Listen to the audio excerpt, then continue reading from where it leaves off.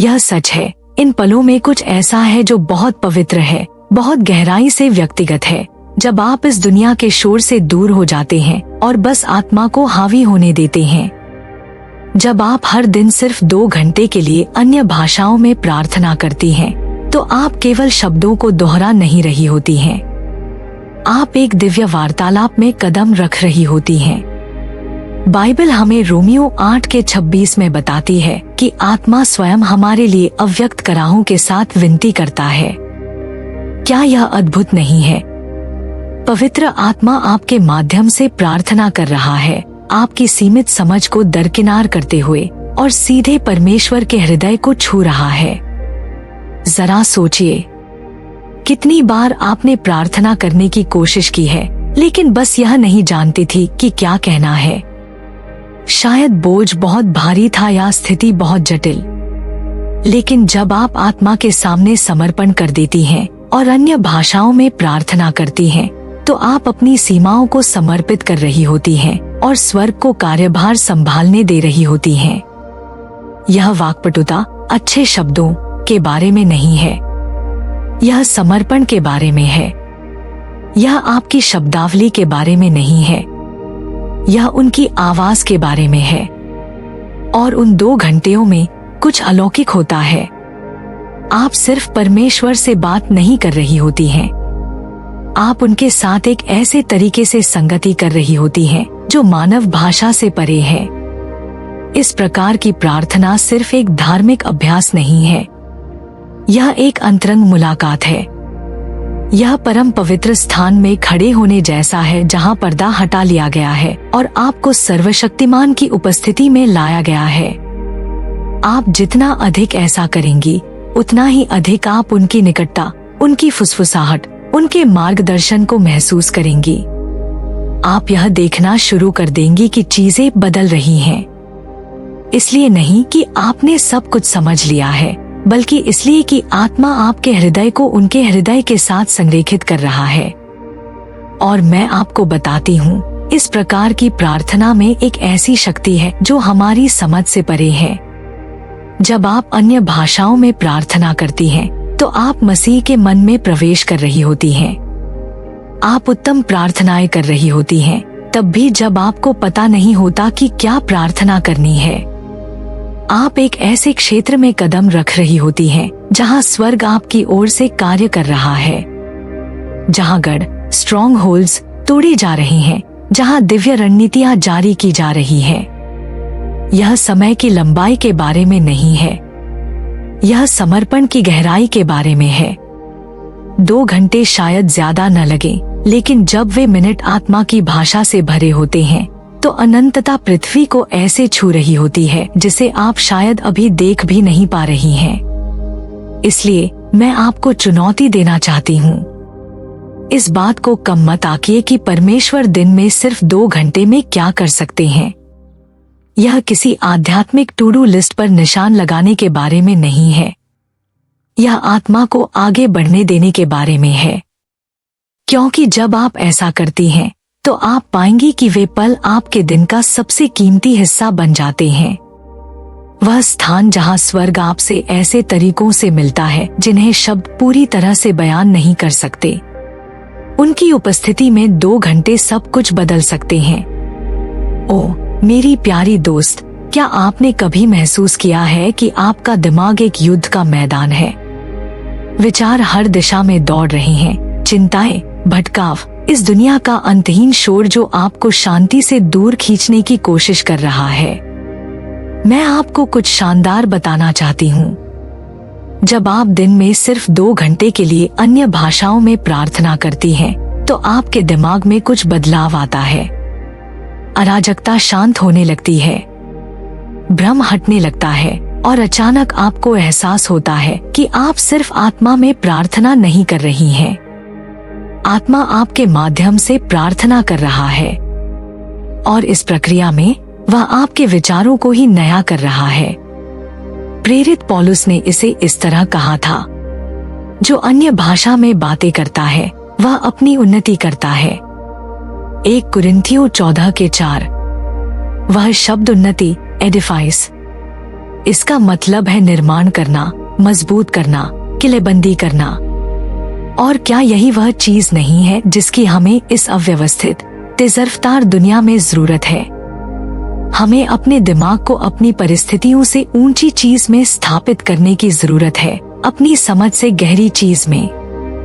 जब आप अन्य भाषाओं में प्रार्थना करती हैं, तो आप सिर्फ ध्वनियां नहीं निकाल रही होती हैं, आप एक दिव्य आदान प्रदान को सक्रिय कर रही होती हैं। पवित्र आत्मा आपके प्राकृतिक तर्क को दरकिनार कर रहा है और आपके विचारों को स्वर्ग के दृष्टिकोण के साथ संरेखित कर रहा है। मैंने इसे बार बार देखा है। ऐसे लोग जो बोझिल होकर आते हैं, चिंता से दबे हुए हैं, ध्यान केंद्रित करने में असमर्थ हैं, स्पष्टता खोजने में असमर्थ हैं। लेकिन जब वे आत्मा में प्रार्थना करना शुरू करते हैं, भले ही दिन में सिर्फ कुछ मिनटों के लिए, कुछ अलौकिक होता है। मानसिक कोहरा हट जाता है, भारीपन घुलने लगता है।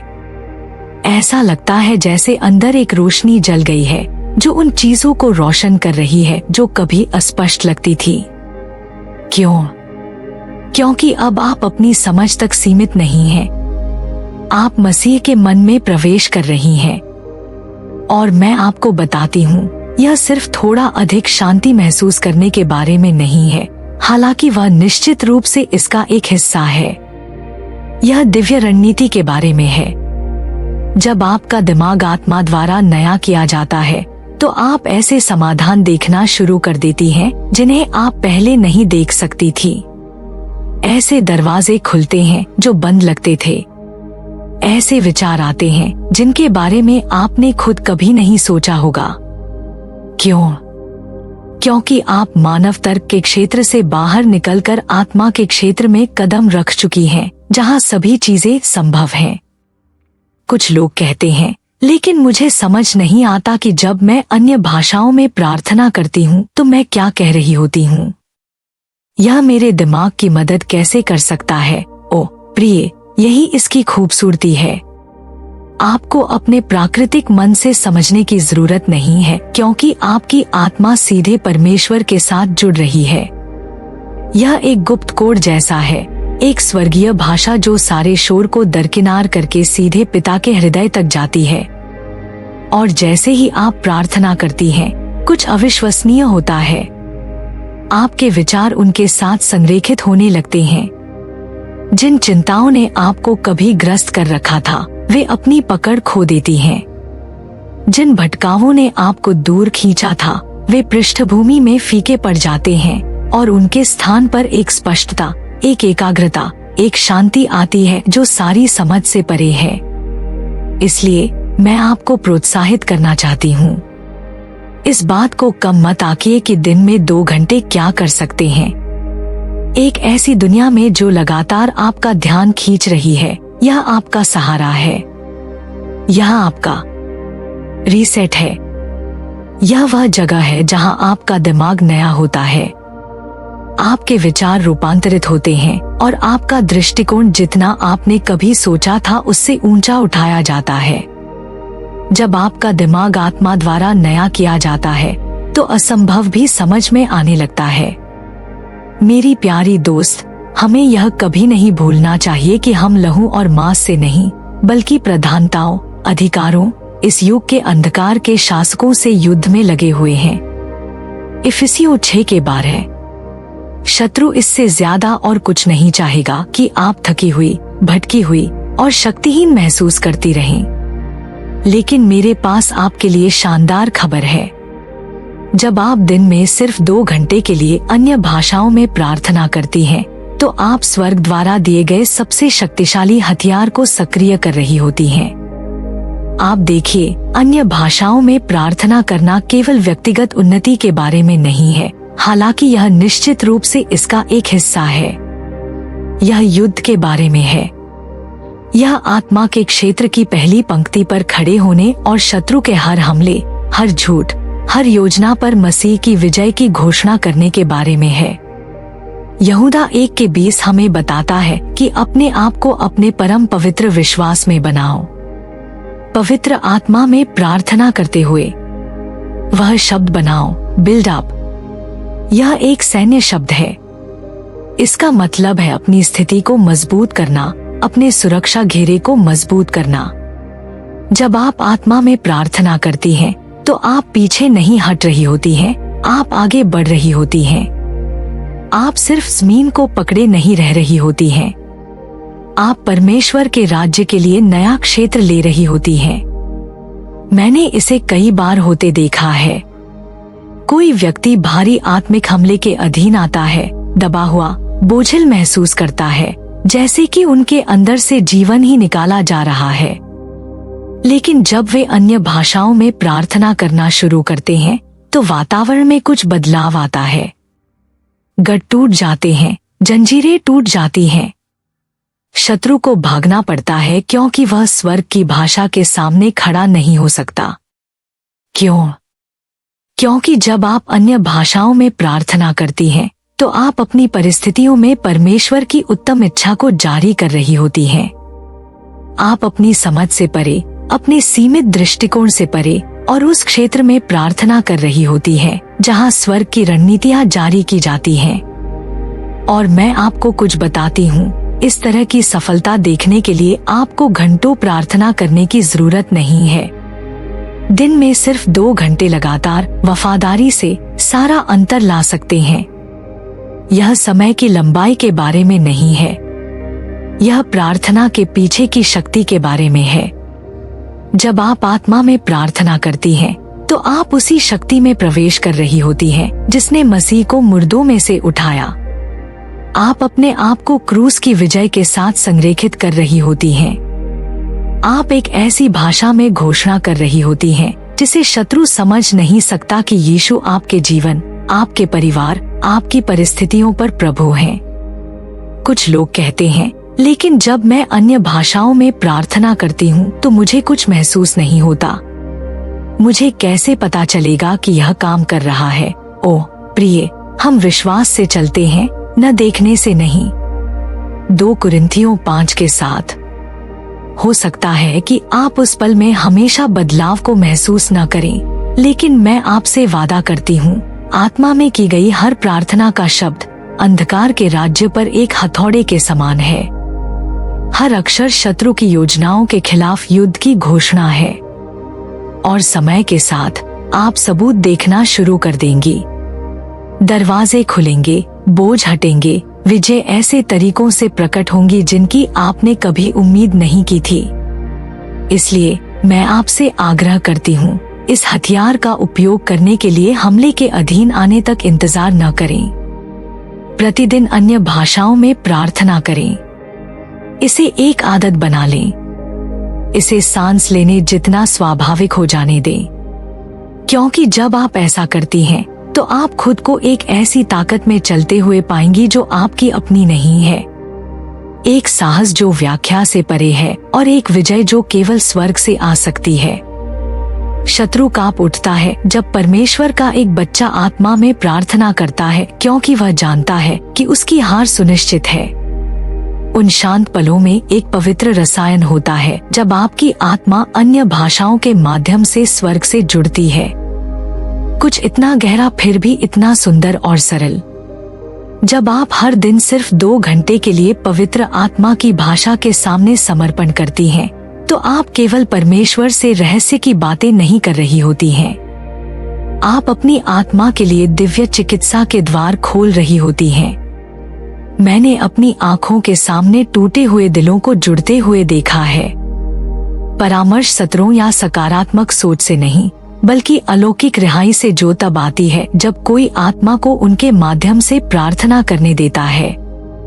आप देखिए प्रिय, आपकी प्राकृतिक भाषा आपके दर्द की गहराइयों को व्यक्त करने में सीमित है, लेकिन जब पवित्र आत्मा कार्यभार संभाल लेता है, तो वह आपके हृदय की कराहों को ऐसे तरीकों से व्यक्त करता है जिन्हें शब्द कभी पकड़ नहीं सकते। वह भारीपन जिसे आप उठा रही हैं, वह शोक जो आपकी छाती में पत्थर की तरह बैठा है, वह चिंता जो सुबह होने से पहले आपके पेट में गांठ डाल देती है, पवित्र आत्मा जानता है कि इसे कैसे उठाना है। जब आप अन्य भाषाओं में प्रार्थना करती हैं, तो आप सिर्फ अक्षरों को नहीं दोहरा रही होती हैं, आप हर बोझ को उन हाथों में रख रही होती हैं जिन्होंने ब्रह्मांड को ढाला।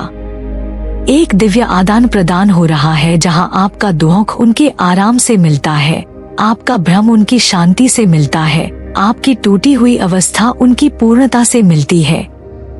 सुंदर रहस्य यह है, तब भी जब आपका मन उन शब्दों को नहीं समझता है जो आपकी आत्मा बोल रही है, आपकी भावनाएं स्वर की आवृत्ति पर प्रतिक्रिया करती हैं।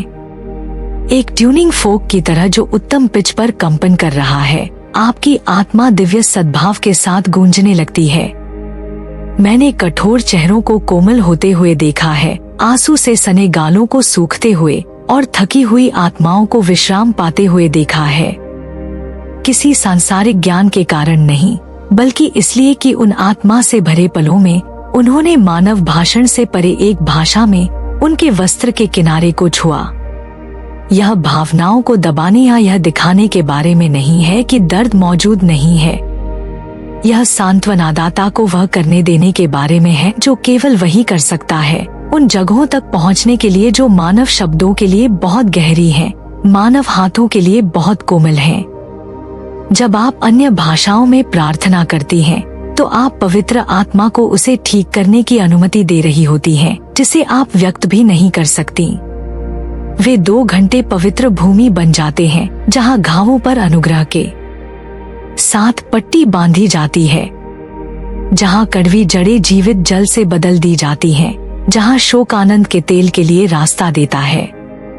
सबसे गहरे भावनात्मक उपचारों में से कुछ जिन्हें मैंने देखा है, वे घंटों की चिकित्सा के माध्यम से नहीं आए, बल्कि अन्य भाषाओं में लगातार दैनिक समर्पण के माध्यम से आए।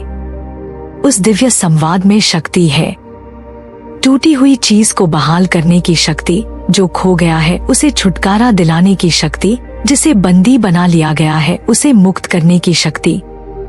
शत्रु आपको आपके अतीत से बंधे रखना, आपके दर्द से जंजीर में जकड़े रखना पसंद करेगा, लेकिन जब आप आत्मा में प्रार्थना करती हैं, तो वे जंजीरें टिक नहीं सकती।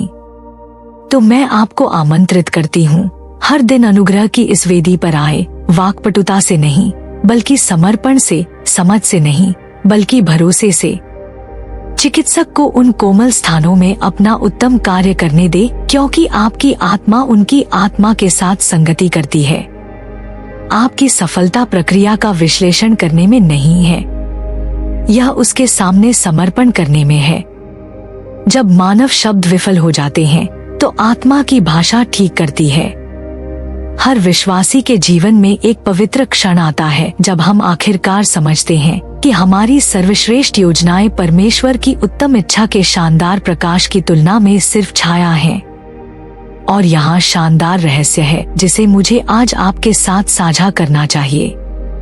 जब आप दिन में सिर्फ 2 घंटे अन्य भाषाओं में प्रार्थना करती हैं, तो आप केवल शब्द नहीं बोल रही होती हैं। आप अपनी आत्मा को दिव्य भाग्य के साथ ऐसे तरीकों से जोड़ रही होती हैं, जिनकी आपकी प्राकृतिक बुद्धि कभी कल्पना भी नहीं कर सकती थी। प्रेरित पौलुस ने हमें यह सांस रोक देने वाला सत्य दिया। आत्मा हमारी दुर्बलता में हमारी सहायता करता है। हमें नहीं पता कि हमें किसके लिए प्रार्थना करनी चाहिए, लेकिन आत्मा स्वयं अव्यक्त कराहों के माध्यम से हमारे लिए विनती करता है। रोमियो 8:26। जरा उस पर एक पल के लिए सोचिए। ब्रह्मांड के निर्माता ने आपको अपने सिंहासन के कमरे तक एक सीधी रेखा दी है, एक अलौकिक भाषा जो आपकी सभी मानवीय सीमाओं को दरकिनार करती है और उनकी उत्तम इच्छा को अस्तित्व में प्रार्थना करती है। जब आपकी अपनी समझ विफल हो जाती है, जब आगे का रास्ता अस्पष्ट लगता है, जब आपके पास बस शब्द नहीं होते हैं, तो पवित्र आत्मा कार्यभार संभाल लेता है और आपके माध्यम से मसीह के मन को प्रार्थना करता है। मैंने अपनी आँखों के सामने जीवन को बदलते हुए देखा है जब लोगों ने यह सरल फिर भी गहरा प्रतिबद्धता की। वह संघर्ष कर रहा व्यवसाय जिसे असंभव परिस्थितियों में अचानक दिव्य अनुग्रह मिला। वह थकी हुई माँ जिसे अपने विद्रोही बच्चे के लिए अलौकिक बुद्धि मिली। वह जोड़ा जो तलाक के कगार पर था जिसने एक ऐसा बहाली पाई जिसकी वे व्याख्या नहीं कर सकते थे। इनमें से कोई भी सफलता मानव प्रयास से नहीं आई। वे समर्पण के उन दैनिक पलों से प्रवाहित हुई जब साधारण विश्वासियों ने आत्मा को उनके माध्यम से प्रार्थना करने दिया। जो चीज अन्य भाषाओं को इतना अद्वितीय रूप से शक्तिशाली बनाती है वह यह है कि यह समीकरण से हमारे दोषपूर्ण मानव एजेंडे को हटा देती है। हम अक्सर अच्छे इरादों के साथ लेकिन सीमित दृष्टि के साथ प्रार्थना करते हैं। यह मांगते हैं कि हमें क्या लगता है कि हमें जरूरत है, बजाय इसके कि परमेश्वर क्या सबसे अच्छा जानते हैं। लेकिन जब हम आत्मा की भाषा के सामने समर्पण करते हैं तो हम हर बार उत्तम प्रार्थनाएं कर रहे होते हैं। कोई चुके हुए अवसर नहीं, कोई गुमराह याचिकाएं नहीं, बस स्वर्ग की त्रुटिहीन इच्छा पृथ्वी की परिस्थितियों में जारी हो रही है। यह कोई रहस्यवादी अवधारणा नहीं है, यह अपने सबसे शक्तिशाली रूप में व्यावहारिक ईसाई धर्म है। वे 2 घंटे एक दिव्य संरेखण सत्र बन जाते हैं जहां आपकी आत्मा, आपकी परिस्थितियां और परमेश्वर के उद्देश्य उत्तम सद्भाव में आते हैं। दरवाजे जिन्हें आपने कभी देखा नहीं था वे खुलने लगते हैं। संबंध जिनकी आप योजना नहीं बना सकते थे वे अचानक प्रकट होते हैं। समस्याओं के समाधान जिनके बारे में आप जानती भी नहीं थी वे सामने आते हैं। क्यों?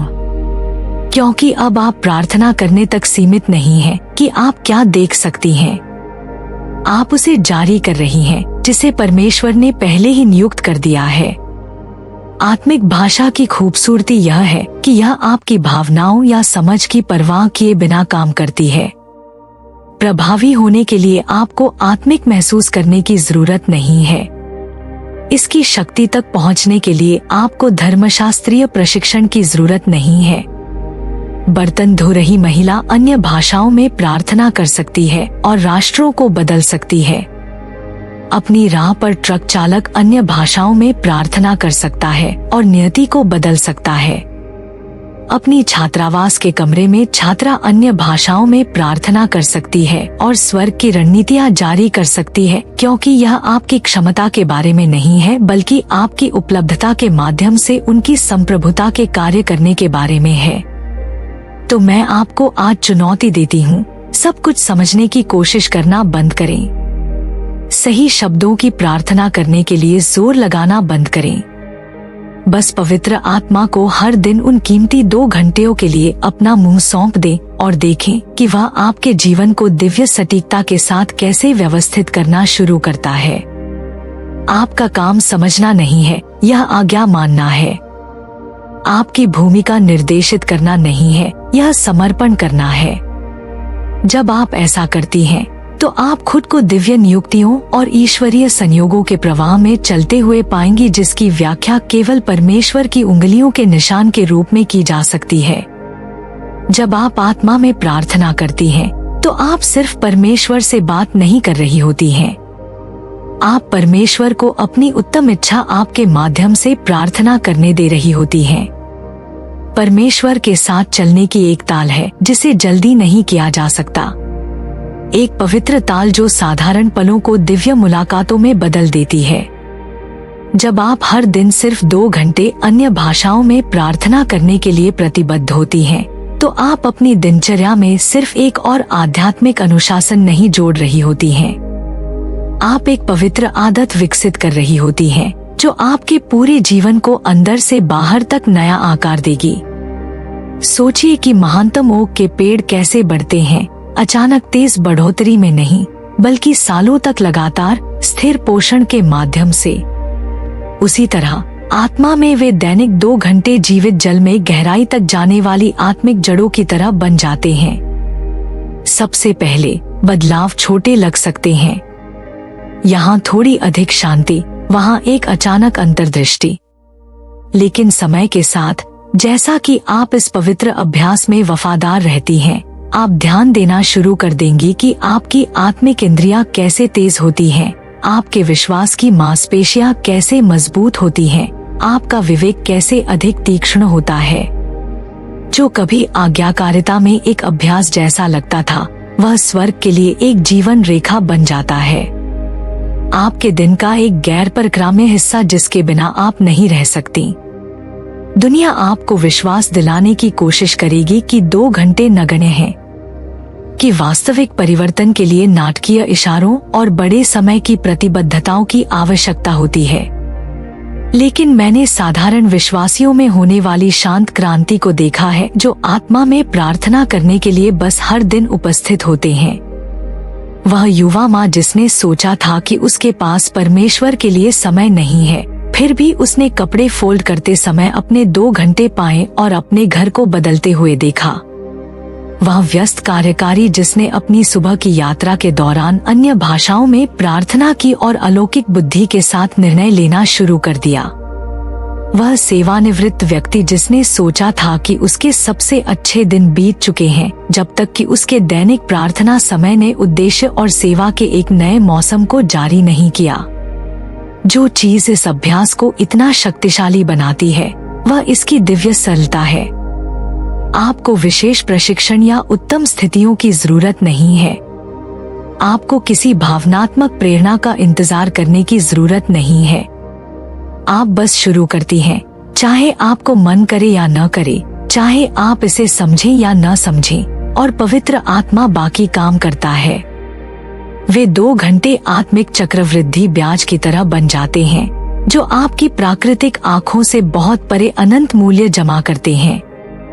जिन सफलताओं का आप इंतजार कर रही हैं, जिन जवाबों को आप खोज रही हैं, जिस परिवर्तन की आप लालसा कर रही हैं, वे सभी समर्पण के उन दैनिक पलों में विकसित हो रही हैं। यह कानूनियत या खाली अनुष्ठान के बारे में नहीं है।